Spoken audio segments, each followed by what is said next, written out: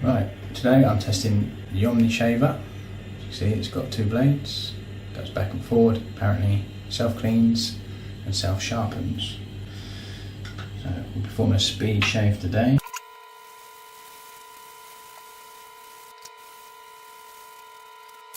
Okay, here we go.